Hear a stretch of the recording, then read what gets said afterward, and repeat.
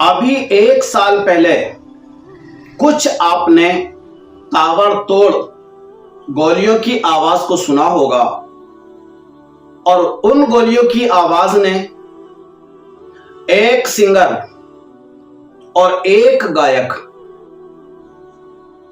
उसकी जान को ले लिया और एक मां ने अपना लाल खो दिया। एक बाप ने अपना लख्ते जिगर खो दिया। आपको शायद पता होगा 1 साल पहले एक हादसा हुआ था। एक गैंग ने फायरिंग की थी और मैं बात कर रहा हूं सिद्धू मूसेवाला की। एक नौजवान उन गोलियों का शिकार हो गया और 6 महीने न गुजर पाए। 6 महीने के बाद आपने फिर ताबड़तोड़ गोलियों की आवाज सुनी और वो गोलियों की आवाज किसी मामूली इंसान पर नहीं थी, किसी मामूली इंसान के घर पर नहीं थी। वो गोलियों की और फायरिंग की आवाज थी सलमान खान के घर पर। यह भी आपने सुना होगा। और अभी 2 दिन गुजरे फिर ताबड़तोड़ गोलियों की आवाज सुनाई दी। ताबड़तोड़ फायरिंग हुई। 3 युवक बाइक पर सवार आते हैं और एक ऐसा इंसान जिसको बोलते हैं बाबा ज़ियाउद्दीन सिद्दीकी। बाबा ज़ियाउद्दीन सिद्दीकी उसी ताबड़तोड़ गोलियों का शिकार हो जाते हैं। अब आप यहां पर सोच रहे होंगे कि 1 साल पहले और ये कल जो हादसा हुआ है इसका क्या ताल्लुक है। जो 6 महीने पहले सलमान खान के घर पर गोलियां चलाई गई उसका इससे क्या ताल्लुक है, मैं आपको बताना चाहता हूं। देखिए, जब 1 साल पहले गोलियां चली थी और उसकी जिम्मेदारी भी किसी ने ली थी और वो था टेररिस्ट बिश्नोई नाम का, जो जेल में बैठा है लेकिन अपना षड्यंत्र वो जेल में बैठ करके रचता रहता है और लोगों को अपने गैंग का शिकार बनाता रहता है। तो वो जिम्मेदारी ली थी उस गैंग ने जिस गैंग को बिश्नोई हैंडल करता है। बात आती है सलमान खान के घर पर फायरिंग हुई। सलमान खान के घर पर फायरिंग हुई, पूरा कानून लग गया। पूरी जो गवर्नमेंट की व्यवस्था थी सबको लगा दिया गया। फिर जिम्मेदारी लेता है वही गैंग जिस गैंग को बिश्नोई चलाता है। अब बात आती है बाबा ज़ियाउद्दीन सिद्दीकी की। बाबा ज़ियाउद्दीन सिद्दीकी को भी मौत के घाट उतार दिया गया और बाबा ज़ियाउद्दीन सिद्दीकी की जब बात आती है उनके मर्डर की, उनकी हत्या की, तो यहां पर भी खुलकर आता है वही बिश्नोई जो एक गैंग चलाता है और जेल में बैठा हुआ है, जो मास्टरमाइंड है। यहां पर मैं आपको बताऊं, पहले बात कर लेता हूं ज़ियाउद्दीन सिद्दीकी बाबा की कि ज़ियाउद्दीन सिद्दीकी बाबा हैं कौन। ज़ियाउद्दीन सिद्दीकी ये बाबा पटना बिहार में जन्मे और मुंबई की दुनिया में आकर एक नाम कमा लिया। बिजनेस की दुनिया में नाम कमाया, उससे कहीं ज्यादा बॉलीवुड की दुनिया में नाम कमाया और उससे भी कहीं ज्यादा सियासत राजनीति में नाम कमाया।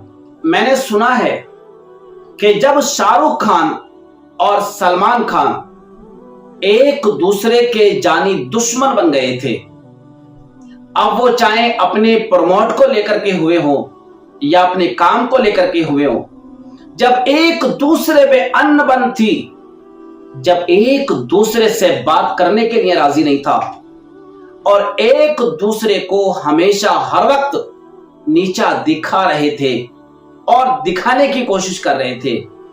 तो यही बाबा सिद्दीकी थे जिन्होंने इन दोनों की नफरत को फिर दोबारा से दोस्ती में तब्दील किया। और इनका ये प्लान, बाबा सिद्दीकी का प्लान, ये कामयाब रहा और आज दोनों खान साथ में मिलजुल कर अपनी जिंदगी को अच्छे अंदाज में जीने की कोशिश कर रहे हैं। और मैं बताता हूं बाबा सिद्दीकी कौन थे। बाबा सिद्दीकी का एक लंबा अरसा सियासत में गुजरा है।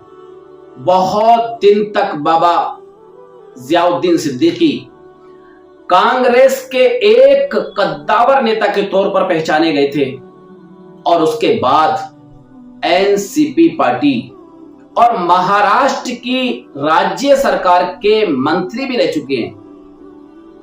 और अभी भी इनके बेटे ज़ीशान सिद्दीकी कांग्रेस से बांद्रा ईस्ट खैर नगर इलाके से विधायक हैं। और ये जो हादसा हुआ था, ये जब हुआ था जब बाबा जियाउद्दीन सिद्दीकी अपने बेटे के कार्यालय से निकलकर बाहर गाड़ी की तरफ को आ रहे थे। इसी का शायद इंतजार कर रहे होंगे वो लोग जिन्हें बाबा सिद्दीकी को उतारना था मौत के घाट, और वही लगाकर बैठे थे वहां ताक।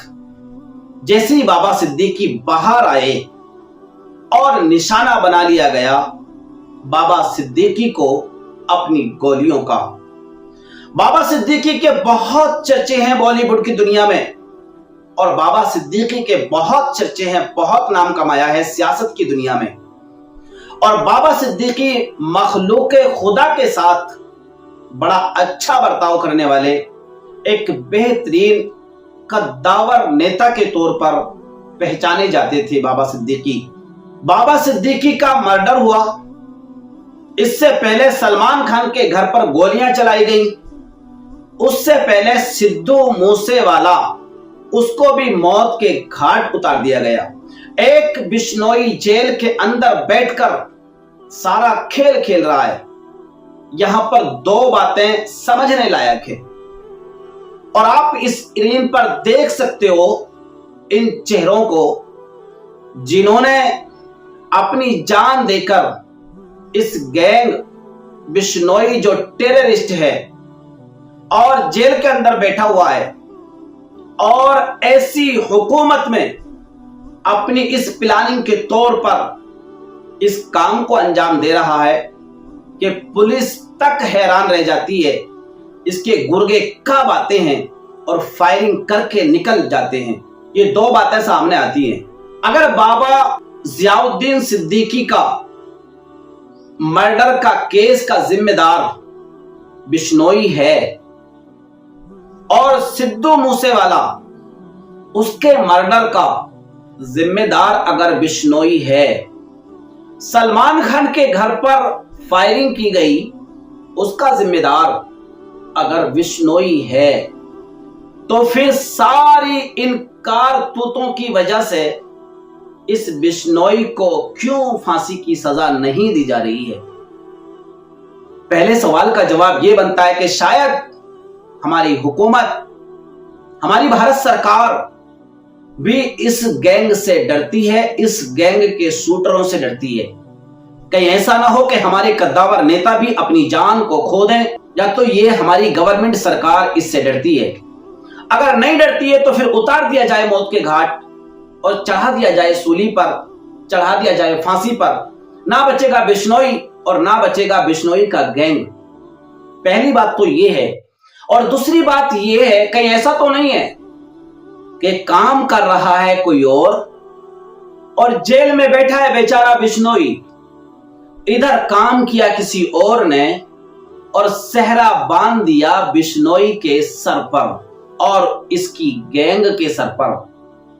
सिद्धू मूसेवाला को मारा किसी और ने, सेहरा सजाया गया बिश्नोई के सर पर।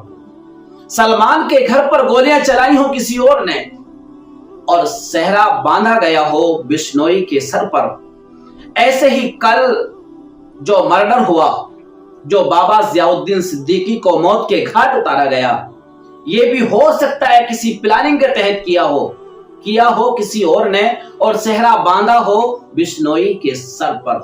बहरहाल अगर मेरी वीडियो को आप देख रहे होंगे तो शायद आपका जहन यहां पर जरूर खुल रहा होगा कि काम कोई और कर रहा हो, मुमकिन है सेहरा बिश्नोई के सर पर बांधा जा रहा हो, ये भी हो सकता है। और अगर ये नहीं है, सारे काम को अंजाम बिश्नोई दे रहा है, इसका गैंग दे रहा है, तो सवाल बनता है कि हमारी हुकूमत कर क्या रही है, हमारी गवर्नमेंट कर क्या रही है, भारत सरकार कर क्या रही है। कहीं ऐसा ना हो कि एक एक करके ये गैंग, ये टेररिस्ट एक एक करके कद्दावर नेताओं को मौत के घाट उतारते रहें और जिम्मेदारी लेता रहे बिश्नोई गैंग, और हुकूमत हाथ पे हाथ धरकर तमाशा देखती रहे और बैठी रहे। शायद मेरी वीडियो से आपको समझ में आ गया होगा।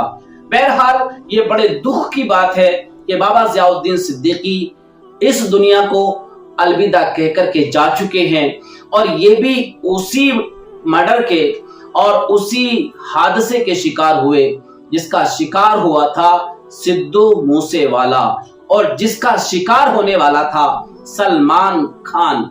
बहरहाल सलमान खान तो बच गए, लेकिन अपने घर पर गोलियों की बौछार होने से अपने घर को ना बचा पाए। तो अगर इस तरह से ये प्रोपगंडे चल रहे हैं और इस तरह से लोग दिन दहाड़े फायरिंग कर रहे हैं और लोगों को मार रहे हैं, तो ऐसा महसूस होता है कि शायद हमारी हुकूमत इस काम को रोकने में नाकाम नजर आ रही है। इस पर गौर करना चाहिए हमारे प्राइम मिनिस्टर साहब को, और हमारे सारे राज्यों के जो सीएम हैं उन सब को बैठकर इस पर चर्चा करनी चाहिए।